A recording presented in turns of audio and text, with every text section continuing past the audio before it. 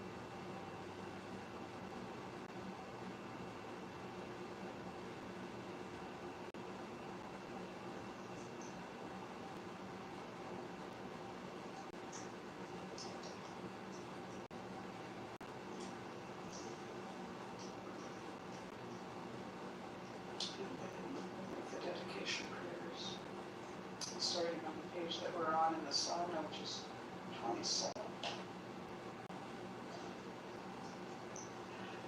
Due to this merit may we soon attain the awakened state of Guru Buddha, that we may be able to liberate all sentient beings from their suffering.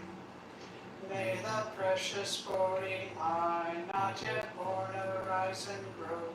May the born have no decline, but increase forevermore. So this has been the Tibetan Buddhist meditation on the Buddha, led by the nuns from the Shravasti Abbey in Washington State, which we were listening to earlier, give a short talk about George Zimmerman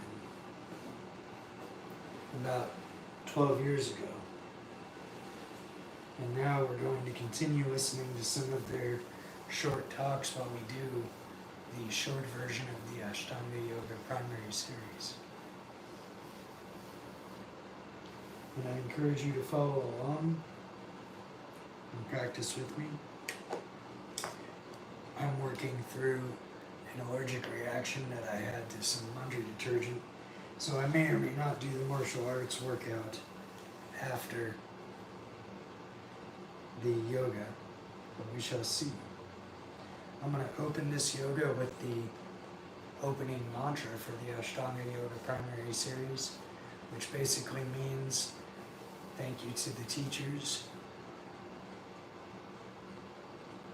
of the past, present, and future who bring this practice to us from the meditators in the jungle. May all beings everywhere be happy and free. Peace, peace, perfect peace. Oh well, that last part's in the second mantra at the end of the practice.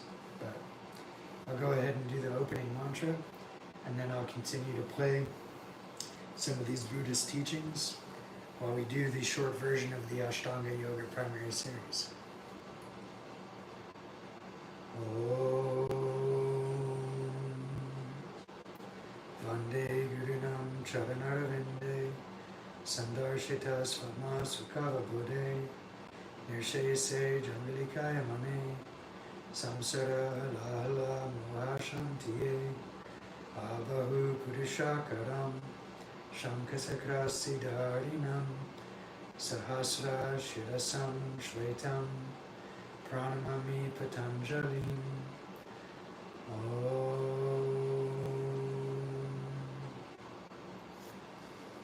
And we will begin in just a minute.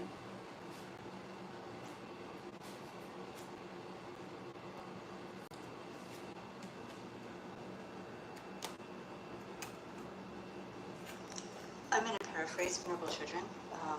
She led a motivation at the beginning of this last session that kind of ties in with what I wanted to talk about today.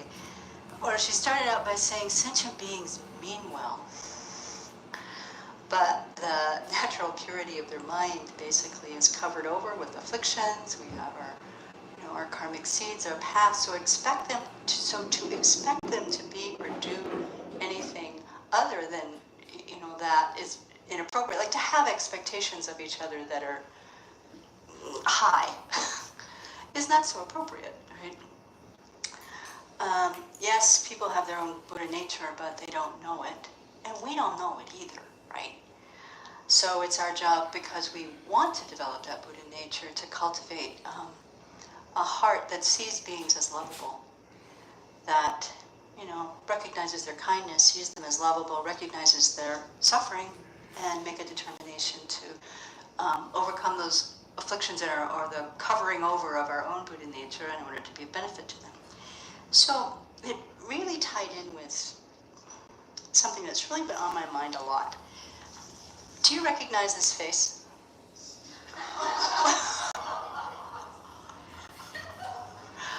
What are the words that come to your mind? Just wig out. Bizarre. Ridiculous. Help. American. Oh, thank you. You got it. Jubilation. Oh, too bad we don't get that on camera. Anything else?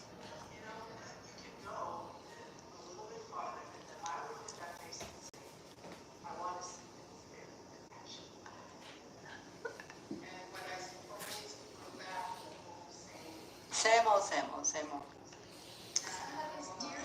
Somebody's dear son. Oh, you guys are well trained. I mean, you know, an embarrassment, uh, um, a travesty to the nation. Somebody, George W. Bush's speechwriter called him, I want to get this quote exactly right, dangerous to democracy.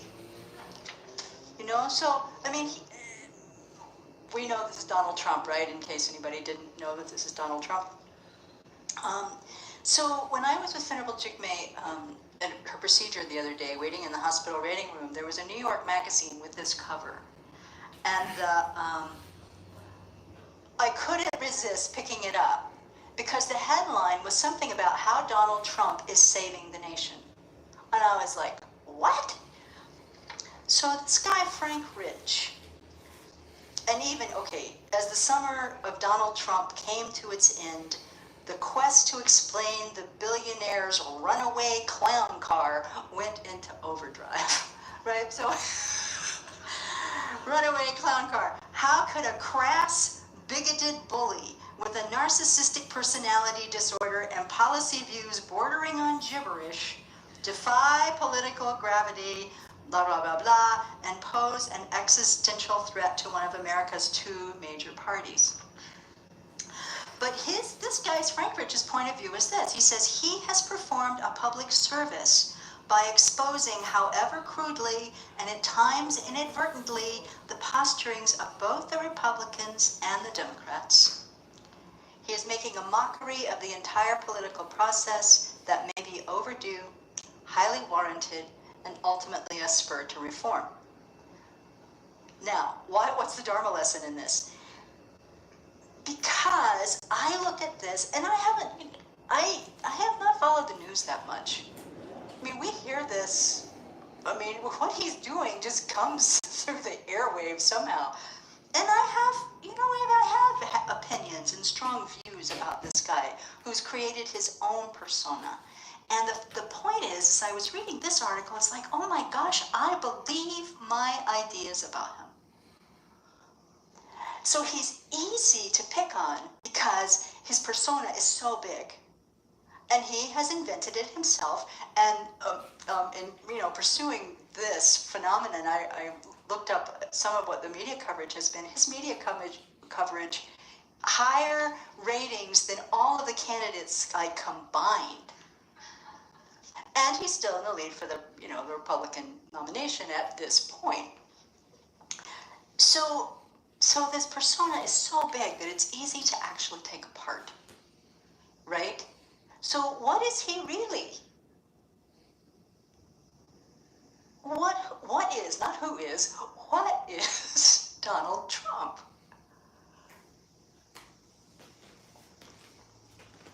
Looks human to me. I think we can safely say a human being, right? 4 limbs, 1 trunk, 1 head, 5 sense consciousnesses, 1 mental consciousness. He says he's worth 10 billion. Forbes says he's worth 4.4 billion. But that whole conglomeration of stuff is like this giant billboard that we can splat all our views on, whether you're a Republican or a Democrat or a progressive or a nothing, or you're not even American, you're Canadian, whatever, a Brit, whatever. But the point is, we believe what we're creating. No matter how big his persona is, we're believing that.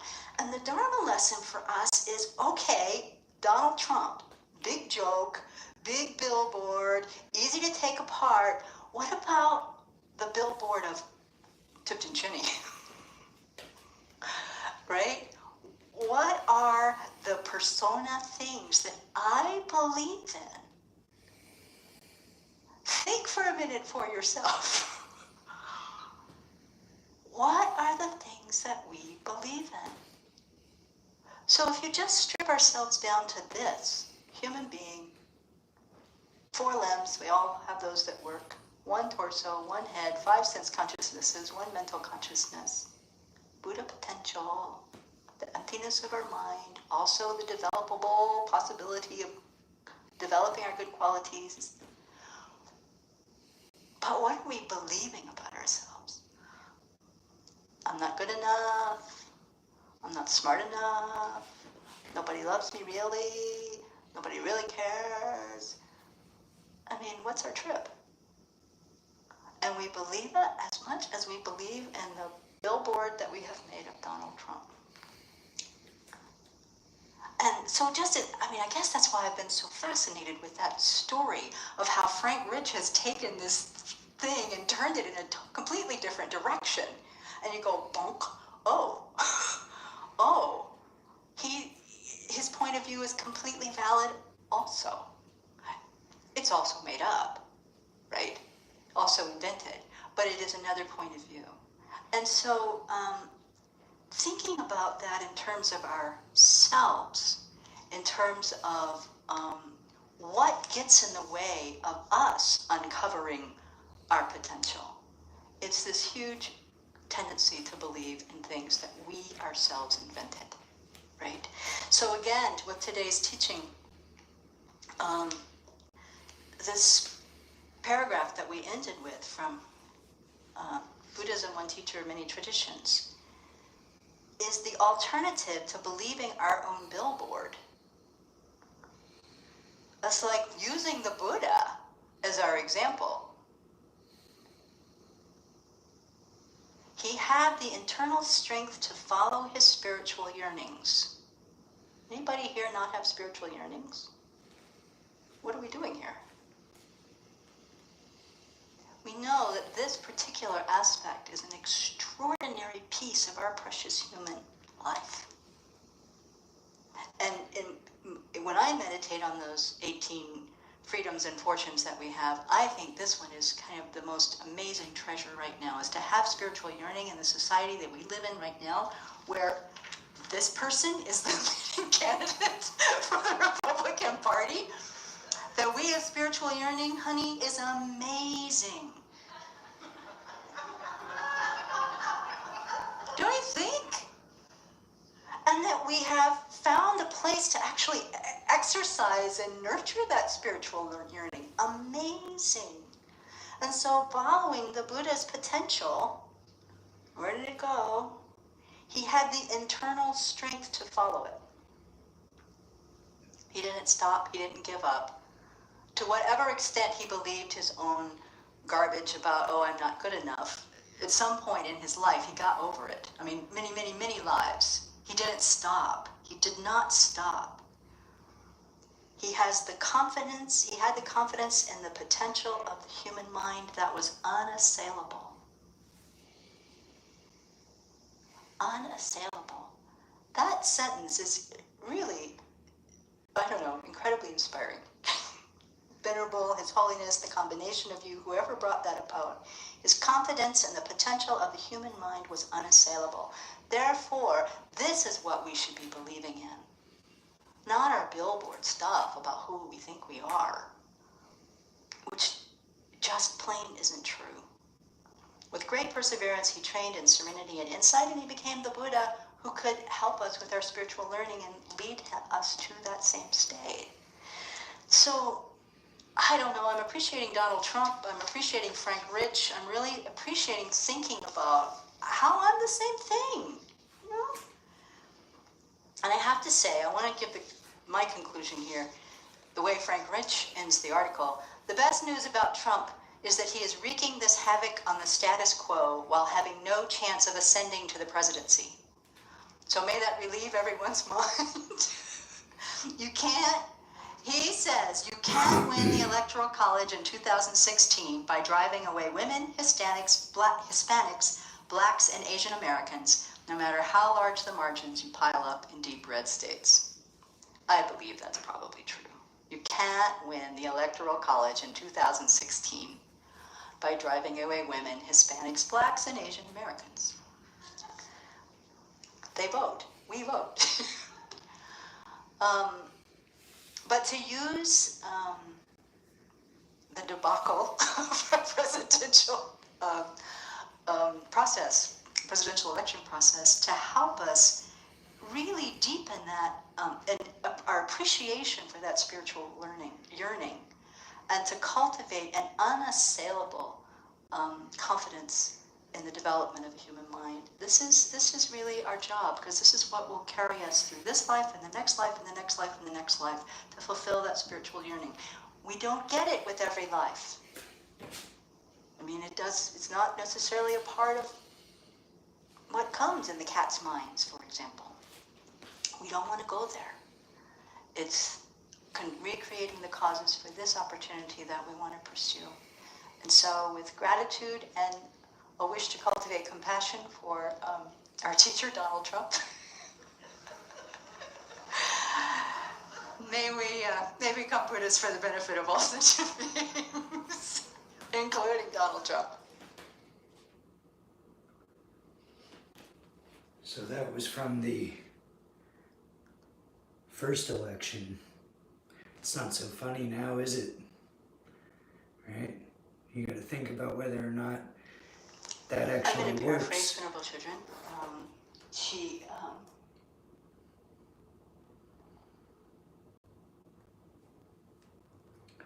So years later, listening to that again, think about what's effective and what's not. In October, I had the good fortune or the opportunity to participate in a conference on returning civility to America's democracy. This was sponsored by the Kootenai County Task Force on Human Relations and co-sponsored by North Idaho College. And I think there were about 17 or 18 presenters, and that included everyone from politicians. The ex-mayor and present mayor of Coeur d'Alene was there and spoke. Also a number of other politicians, as well as people representing all the different faiths within the area. Also someone representing the Islamic faith, and so I went along as the token Buddhist and gave this talk, and I thought it is just as appropriate now as it was then, so I thought to give it again. So I began with a quote by the Dalai Lama. This is from his book on compassion. I don't know the exact title, maybe you remember? To be compassionate. How to be compassionate, thank you. He said, when I speak with people, I do so with a sense that I am a member of their family. Although you and I may be meeting for the first time, I accept you as a friend. I do not do so as a Buddhist, nor as a Tibetan, nor as the Dalai Lama. I do so as one human being speaking with another. If you and I find common ground as human beings, then we can communicate on a basic level. But if I think I'm a monk or I'm a Buddhist, these are peripheral or secondary in comparison to my nature as a human being. Whether you are educated or uneducated, young or old, rich or poor, is secondary. In truth, you and I already know each other profoundly as human beings who share the same basic goals. We all seek happiness and we do not want suffering. Love, compassion, and concern for others are the real sources of happiness. With these in abundance, you will not be disturbed by even the most unfortunate circumstances. Actually, it says most uncomfortable circumstances. So I chose this quote because it contains, I think, a very clear diagnosis of our societal ailments, as well as a very practical prescription for its cure. There are 7 billion humans on the planet. We may strongly identify as a man or a woman, as white or black, as Christian or Muslim or Buddhist or Jew. We may strongly identify as gay or straight, as Democrat or Republican or independent. But as His Holiness says, aren't these identities secondary and less important in comparison with our common nature as being human, as members of the human family? As soon as we begin to strongly identify with these other characteristics that differentiate us, most likely our basic tendencies arise, and there's a habit to grasp after and cling to whatever is ours or whatever agrees with our opinions, and to push away whatever is not ours, whatever is not our group, our ethnicity, our religion, our political persuasion. So over-identification with the secondary characteristics of our life can easily turn into objectifying whatever we consider other. So objectification is a lot more than just objectifying women. Objectification more broadly means treating a person as a commodity or an object without regard for their personal individuality or dignity. Dehumanizing others in this way has tended to alienate or marginalize the human rights of women, as well as racial, ethnic, gender, religious, and political minorities. So objectifying and dehumanizing is often facilitated by a sense of power, status, and social connection. And it results in behaviors like moral exclusion and violence, or supportive violence against others. Dehumanizing hinders us from feeling empathy or properly understanding a stigmatized group. And we no longer experience distress when we treat them poorly. That's a key feature. So over the centuries, many of the great civil leaders have espoused the practice of ahimsa, or nonviolence. And His Holiness in this book goes on to say that from a Buddhist perspective, nonviolence isn't just the absence of violence. Rather, it's something much more positive and meaningful. And he says that the fuller expression of nonviolence is compassion, the practice of compassion. So genuine compassion develops when we accept others as being just like us, recognizing that each one of us wants happiness and doesn't want suffering, and that happiness is a basic human right. Our compassion grows when we develop a genuine concern about someone else's experience of difficulty or pain. And to be fully human, we must be able to imagine another person's suffering or difficulty and relate to it as the suffering that we would experience if we were in their shoes. Usually our compassionate love is biased, something that we only extend towards our family, our friends, our group, and not towards strangers, and especially not towards those we see as our enemies. But that's not genuine compassion. Unbiased compassion is a state of mind and a skill that can be easily learned and developed with practice. And naturally, once there is unbiased compassion and concern for others, there is a feeling of responsibility that arises with it. And there's an active interest in the well-being of all members of our community, and even concern for the health of our planet. To be a civil society, we must be a compassionate society. Compassion is fundamental to the making of a good, successful, and peaceful life. The interesting paradox of compassion is that we ourselves are one of the greatest beneficiaries by cultivating and practicing it. Compassion makes us happier and gives us a sense of ease in our body and our mind. It gets us out of our usual head full of anxieties, worries, disappointments, and regrets. Compassion gives us a sense of purpose beyond our petty obsessions. With compassion, we become far more understanding and patient with ourselves and others. Compassion can provide a moral compass to our life, and it gives us a good alternative to dwelling on fear or anger, self-hate, and other reactive states. It actually makes us more resilient to life's ups and downs. And it's a great antidote to self-criticism and crippling feelings of shame. It may seem counterintuitive, but compassion actually makes us more optimistic. Although it's focused on suffering, it is ultimately concerned with the positive wish to end that suffering, as well as the possibility of doing something about the suffering. So compassion training has also been shown to boost our immune system and increase our physical and mental well-being all around. The surge of scientific research on compassion in the last 10 years is helping to undermine the dominant view that portrays humans as an intrinsically selfish and competitive species. A growing body of evidence suggests that at our core, both animals and human beings actually have a compassionate instinct, a natural and automatic response that has actually ensured our survival. So the question remains, how do we make civility part of who we are? If we are to increase our compassion and concern for others, then we must be willing to open ourselves to the effects of our actions and and the effects of our actions have on others. In contrast, harassing, demeaning, and demonizing others can only be done when we distance ourselves from the painful experiences of others. But morality and compassion are the building blocks of all civilizations. Civility then is expressed as courtesy, politeness, manners, and above all, respect, just to name a few. So how best do we renew these basic human values? Of course, we're not going to change the world overnight. Change will come gradually through increased awareness, and awareness will only come with education. So, of course, the change that must take place inside each and every one of us. We need to develop greater compassion and self-knowledge. We need to know where we are formidable and where we are likely to collapse in the face of someone pushing against us. And we also need to know what we will stand up for. Meditation is one way to gain this kind of self-knowledge, and also a way to develop or enhance positive qualities like compassion.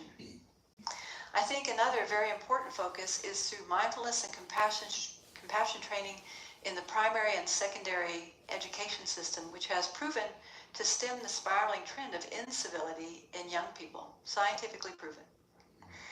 Many K-12 schools in the U.S. have incorporated cognitive-based compassion training programs that actually help students to learn how to increase positive emotions like compassion, tolerance, empathy for others.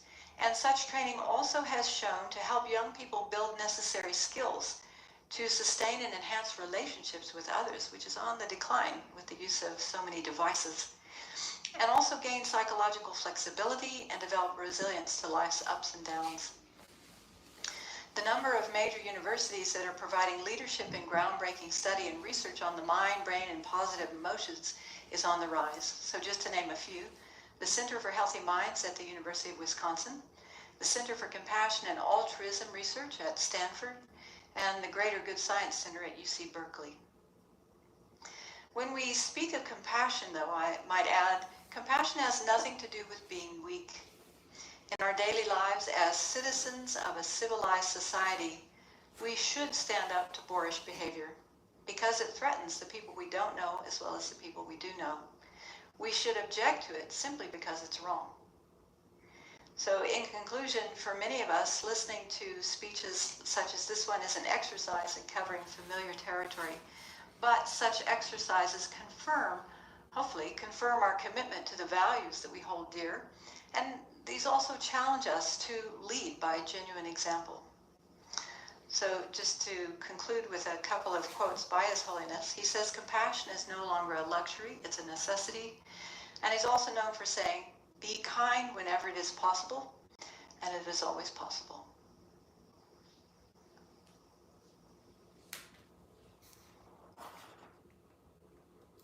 So this is from a playlist I've created of the teachings of these Buddhist nuns. And again, this is from years ago when Trump was first elected. The only way And people didn't think it would happen, these and next it did. People didn't think that this would happen, and it is. And now people don't think that he will become a dictator and round up your friends and family, and he will. So, listen to the illusions of what people thought in the past and compare it to what happened afterwards, along with how we cope by using these teachings. But how can we use these teachings and not fool ourselves?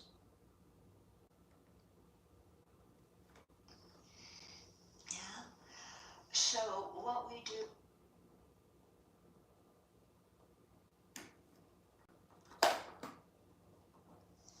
So I've been thinking for weeks what I was going to say on the BBC for today, and I could not come up with anything. I survived the inauguration.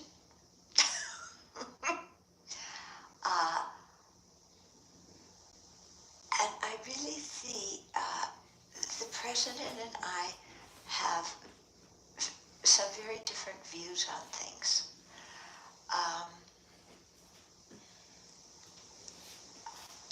He wants to put America first. That was the message of the inaugural speech, that we're withdrawing from the rest of the world and only taking care of ourselves.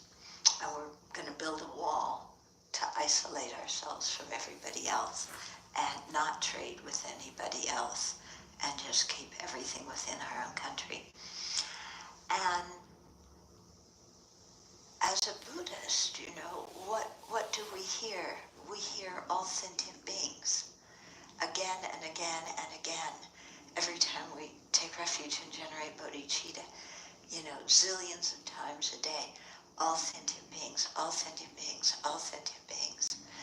And so I think this is perhaps the chief divergence that he and I have, because I really believe when His Holiness says, if you want to be happy and take care of yourself, you have to take care of others.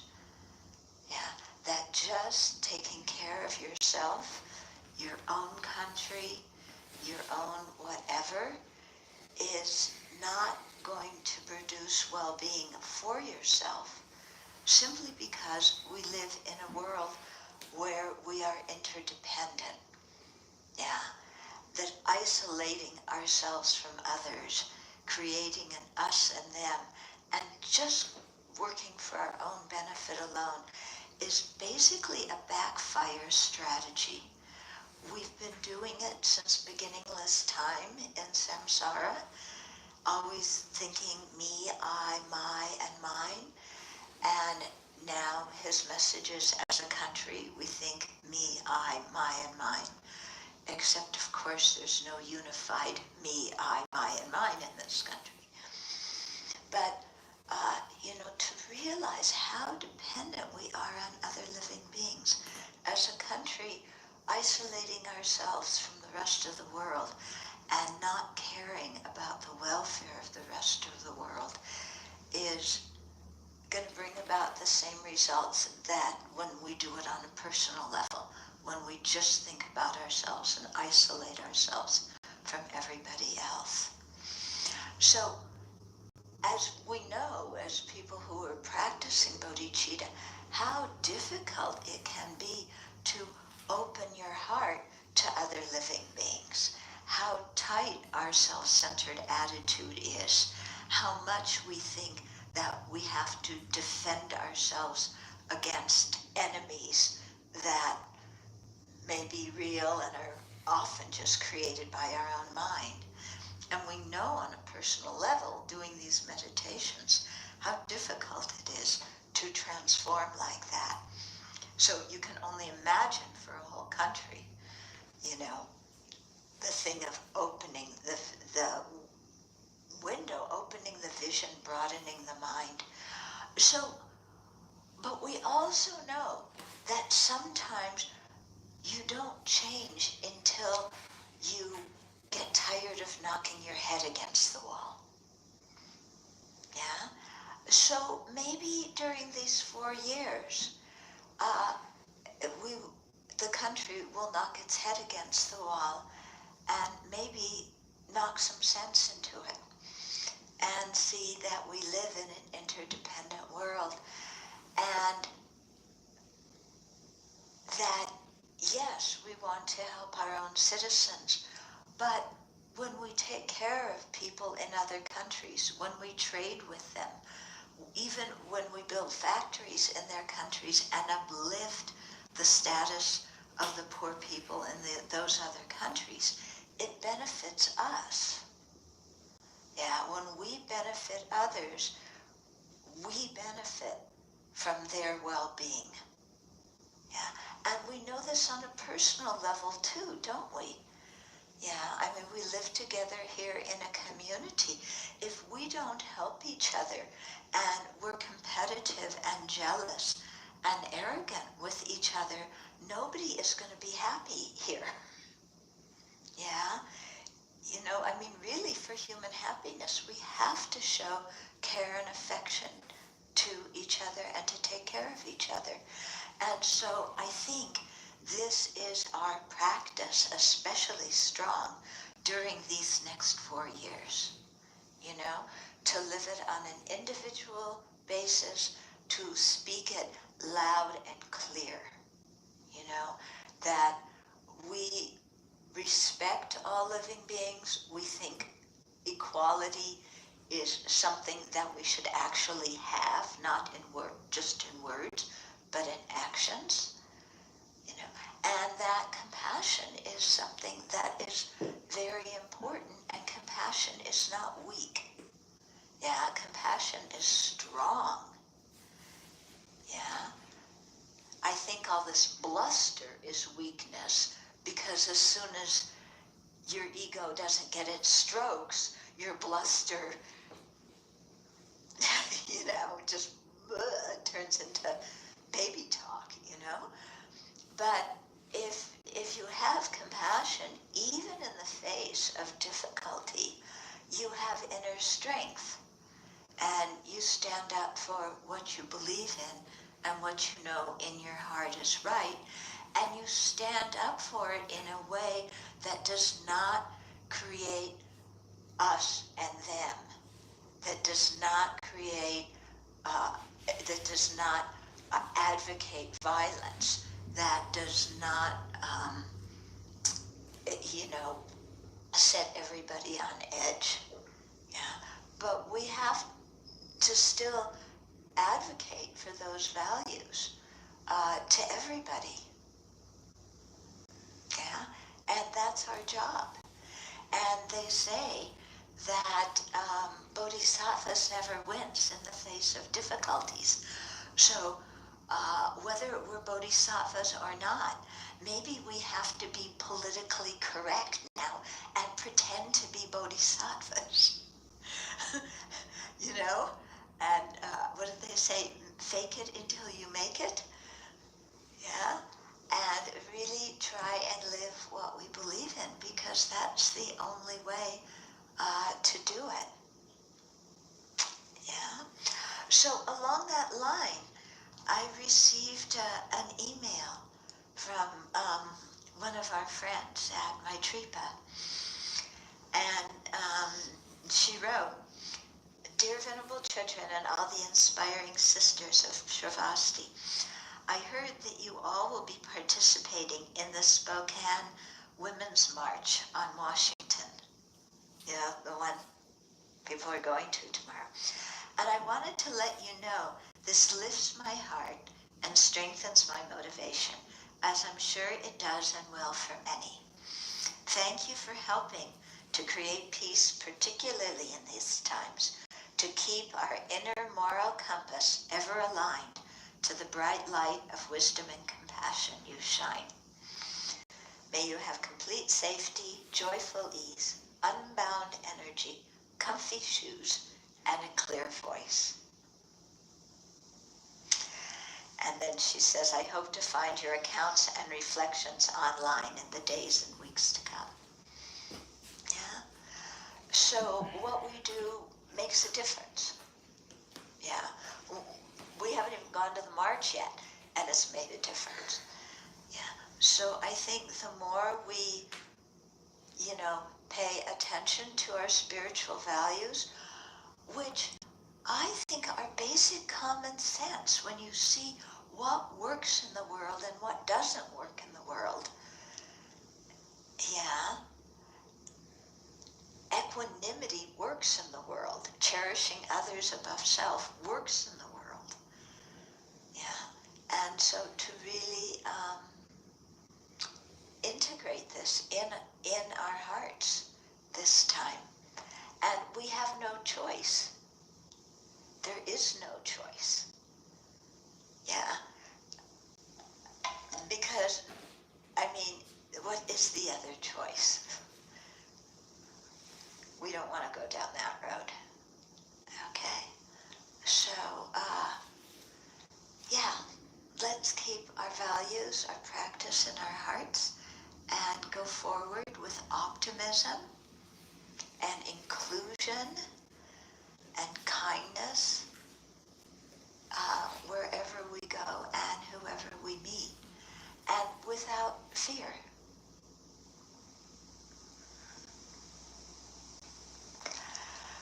Okay.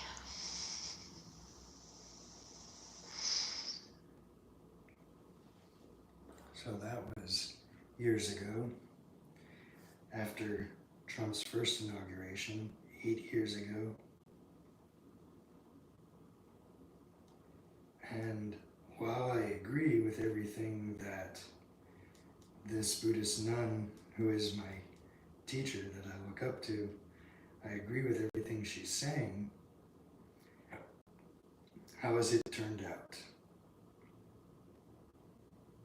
Yesterday, Geshe Take was teaching the Rice Seedling Sutra, and that's what we were hearing during the time of the inauguration. And I was so happy that we were doing something virtuous at that time. Inauguration. You know, because the rest of the day and the policies that the new president put forth and is determined to enact and made many executive orders about. Some of those I don't agree with, I think are harmful, like withdrawing from the Paris Climate Change Pact, withdrawing from the World Health Organization, you know, these kind of international things that are very important for harmony in the world, and health in the world. So while Geshe-la was teaching the 12 links of dependent arising, I was thinking, you know, what's going on in Washington, D.C. right now, all the people at the inauguration making all the executive orders, they don't know anything about the law of karma and its effects.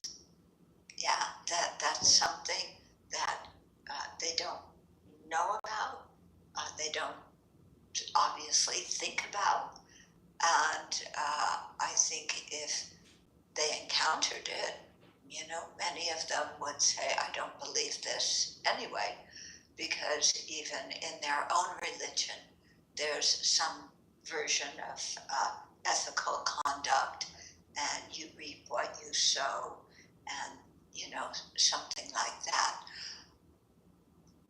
So I thought, you know, okay, you know, when Geshe-la was talking about the force of ignorance as the first link producing our rebirth, one rebirth after another in samsara, you know, and how deep our ignorance is, that not only do we not understand how things actually exist, and instead actively project an existence on people and phenomena that they don't have.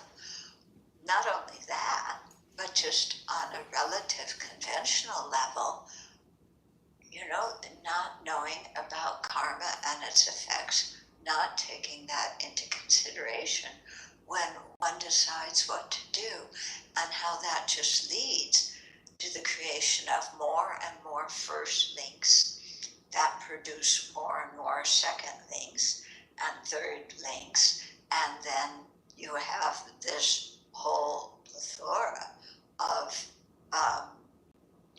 karma ready to produce new rebirths that are unfortunate rebirths because the actions motivating them were non-virtuous. So I thought, you know, that's a real pitiful situation. It's pitiful for the people involved, you know, what ignorance does. And we're not immune from that. Our ignorance starts lots of chains of future rebirth. hopefully we're doing some that are virtuous, trying to practice the Dharma, but we also have our attachments and anger and resentments, and we create, lots of beginnings to new painful rebirths. So to have compassion, and to really see, I was thinking what the Buddhas and Bodhisattvas are trying to do and how revolutionary that is, compared with the stubbornness of our minds. In other words, what they're trying to do in teaching us about emptiness and teaching us about karma and its effects is totally, flipping the way our minds look at things. And that is a big project. And, uh, and we've signed up to help them do it. Okay, that's part of our role as monastics, as Dharma practitioners, lay practitioners as well, to put, some love, compassion, joy, equanimity, ethical conduct, put that into the main culture and put that into the people that we meet, and encounter. And that's the way to go forward. Yes, you could just throw up your hands and say, look what's happened, and go through the usual laundry list of everything that the MAGA movement is wanting to do that we don't agree with. We could do that and criticize and hate and, get involved in all of that, which just joins the ruckus, doesn't it? And produce more of the above. So this is what is really radical in being a Dharma practitioner, is to respond with compassion, with tolerance, speaking the truth, standing up for ethical conduct, standing up for compassion. So not being a wimp, but having, compassion for people who don't think about their future lives, let alone think about awakening. And so, that's our way of going forward. So not falling into depression or anger, but, we have to help the Buddhas and Bodhisattvas, even though we're part of the people that they are trying to educate, who are resistant, saying, but, I want this and I want that, and I don't like this and I don't like that. And isn't that okay, Buddha? So working on ourselves and giving what we can to everybody else. Okay, so let's have that be our motivation, not only for this teaching, but for what we're doing, with our lives in a monastery in America right now. Questions or comments about that? I have to say that this is very helpful, Venerable, in that when I see what's happening in the world, it makes my role in the bigger piece much more focused and much more intentional. It adds a certain level of urgency, not in a tight way, but in a get your act together kind of way.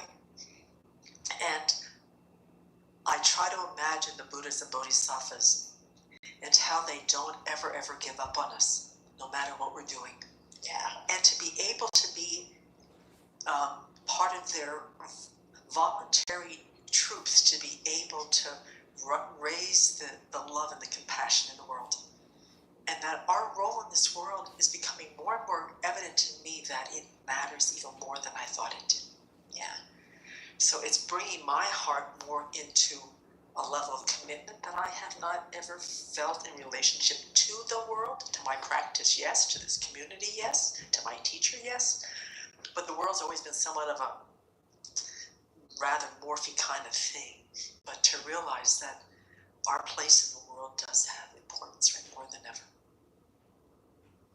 So a lot of the anger and depression and discouragement I've noticed is because my expectations are unrealistic of sentient beings.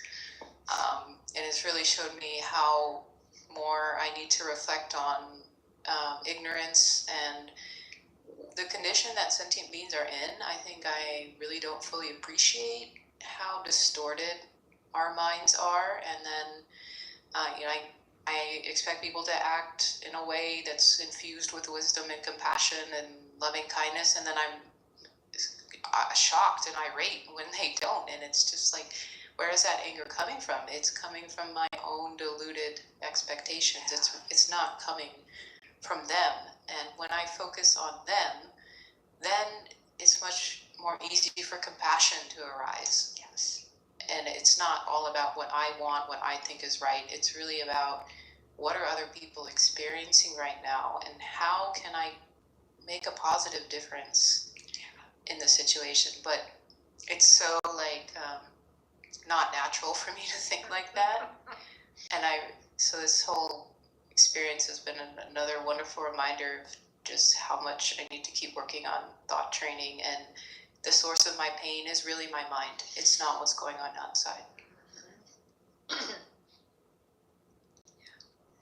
For me, what was up after reading a little bit from yesterday is fear comes up.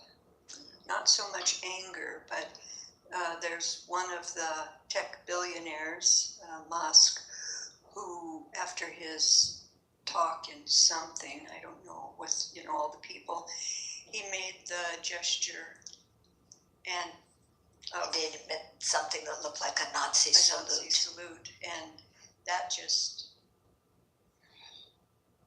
that has, I don't even know what to say. That did not work for me. But what you did say is we have to stand up for compassion, so we don't hide in fear, we don't cower, we stand up for what is compassionate, ethical, and it is not that. Yes, not that. So I read about that as well. And of course, some people are claiming, well, it wasn't that. And others are saying, which I found interesting and quite believable actually, oh, this, he makes that gesture and others have been making that gesture just to get to the liberals. And I've seen this argument before where people on the right will make hand gestures that maybe have something to do with white nationalism, and then people laugh and say, oh, look how upset the liberals are getting. Look how upset the media is getting. And I find it interesting to think like, wow, too, that idea of trying to get a rise out of someone. What? Trying to get a rise out of someone, right? Yes. Like trying to make someone upset, trying to intentionally push their buttons. Where, it's so unkind. Yeah. Where do I do that? I can think about, there's the little ways we do that in our day-to-day life, but when the political groups that I agree with are in charge, do we do that to the people that don't agree with us? Like, where are the places on that political scale? And I can't necessarily think of anything off the top of my head, but to just remember that, we should be kind in our both personal dialogue and that political, national and global dialogue. Yeah. And to also realize that pushing somebody's buttons and then commenting on it is a very good way to mask the real reason why you're doing those productive things, because it is setting forth a certain view. And so it's in a very nice way. Oh, the thing of I'm just joking. Yeah. So, we have to be quite careful about that.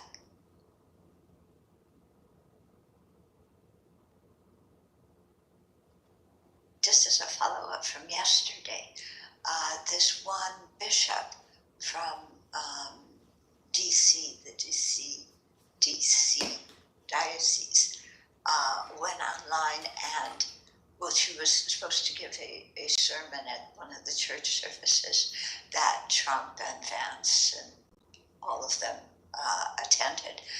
And in it, she, I can't say it because the way she said it, can we show it on? She says it so beautifully, and it was on the front page of the New York Times yesterday. So this is a very good example of not being political, but talking about values. Yeah. And talking about it from a religious perspective. So it also shows how all of them took it in. Mr. President.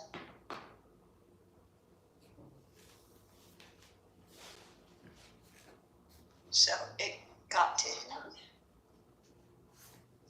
as you can see by his response. I thought it was interesting that Vance's, kind of started looking quite thoughtful. His wife was looking at the preacher directly, Tiffany Trump was looking at her husband. I don't know, he might be a citizen of another country. He's Lebanese. So, but I thought what she said was beautiful, and the way she said it in a calm voice, no insults, but really a plea. And so I thought it would be very nice if we could find the address of her diocese, and as a Buddhist community, write and thank her for what she said. Is there somebody who could do that? Yeah, thank you.